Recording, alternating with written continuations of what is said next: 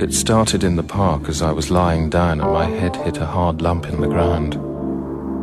I needed to lie down because the chemist had made a mistake and I'm used to a slightly milder antidepressant. When I dug the lump out of the ground, I saw that it was metallic with a handle.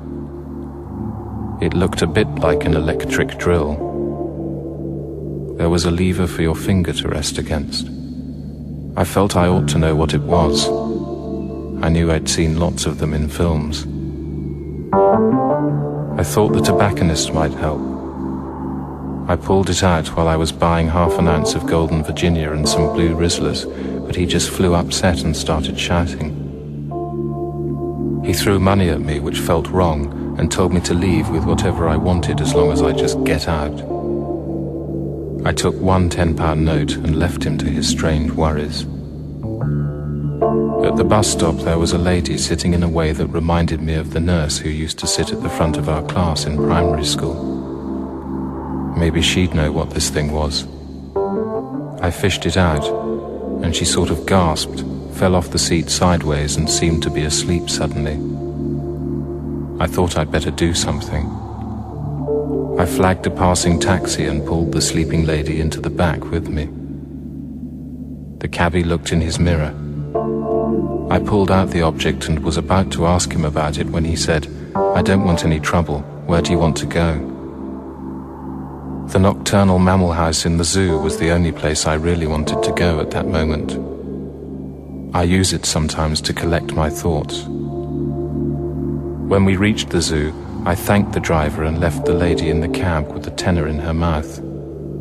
I didn't want to mess around with her pockets, and it was open.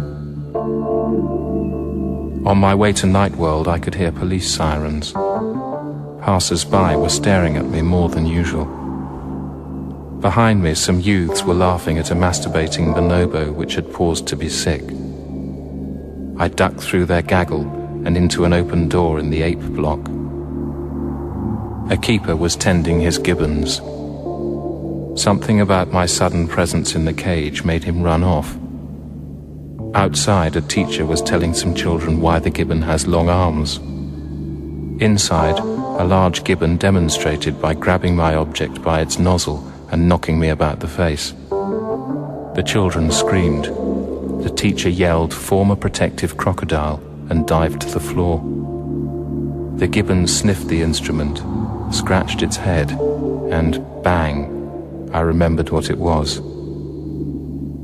The bullet hit the side of a forlorn elephant which had been repeatedly throwing its lunch of hay in the air. I think she was too depressed to notice. The gibbon was now excited and shot out through the open door. I stumbled after it, feeling a gloomy sense of danger as it headed towards the Mappin Bear Terraces.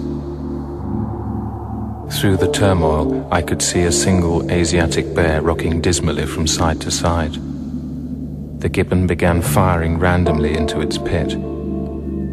As I launched myself into a smothering dive, I heard a loud crack and one of my thighs burst with pain.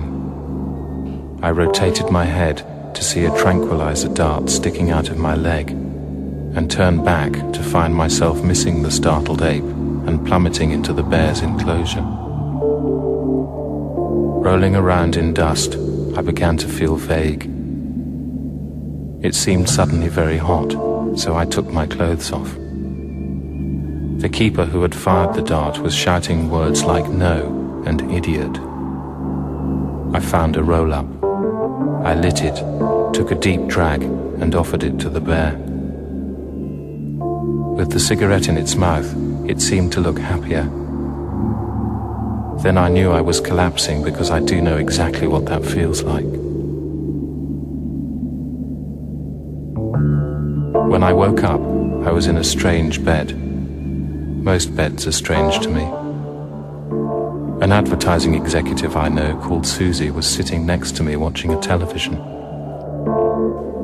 It showed a wobbly camcorder view of a naked man offering a cigarette to a shaking bear and then falling over.